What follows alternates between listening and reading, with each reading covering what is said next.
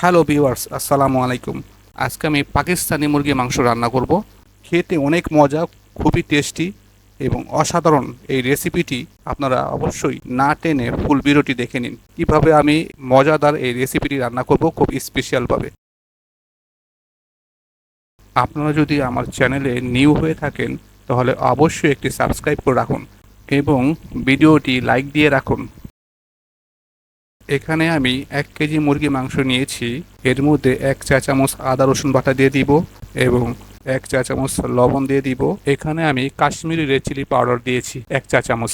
আপনাদের কিছু না থাকে তাহলে normal red chili powder use করতে পারেন। সব ম্যারিনেট করে ফেলবো। একটি প্যানে আমি 1 কাপ বেরেস্তা ভাজা তেল নিয়েছি। তেলের মধ্যে মুরগি মাংসগুলো 3 থেকে 4 মিনিট আমি ভেজে উঠিয়ে নিব।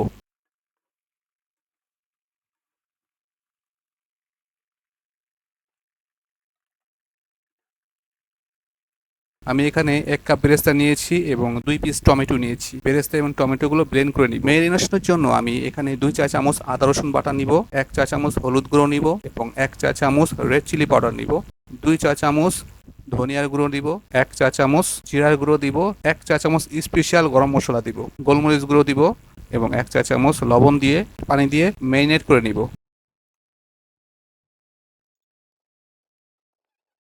ব্লেন্ড করা সেই বেরেস্তা এবং টমেটোগুলো এর মধ্যে দিয়ে সব একসাথে ম্যারিনেট করে ফেলবো। একটি প্যানে আমি 1 কাপ তেল দিয়ে দিব। তেলের মধ্যে অল্প কিছু পেঁয়াজ কুচি দিয়ে ভেজে নিব।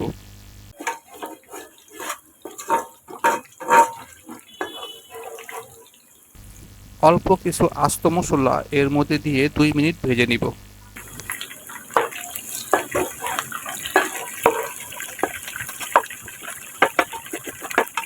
সেই ম্যারিনেট করা মশলাগুলো এর মধ্যে দিয়ে দিব এবং বাকিগুলো পানিতে গুলিয়ে দিয়ে দিব। দিয়ে 5-6 মিনিট ভেজে নিব। আমার যখন তেলটা ভেসে উঠবে তখন আমি চিকেনগুলো এর মধ্যে দিয়ে দিব।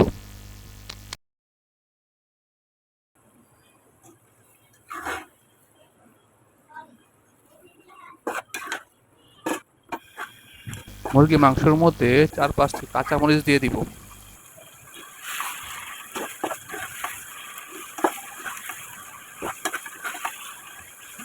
10 মিনিট রান্না করার পরে আমি ঢাকনাটা উঠিয়ে আবার একটু নেড়ে দিব।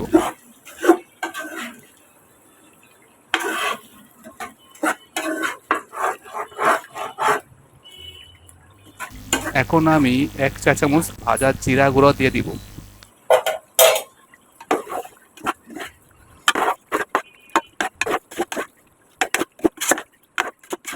মুরগি মাংস থেকে খুব সুন্দর একটি অ্যারোমা বের হচ্ছে।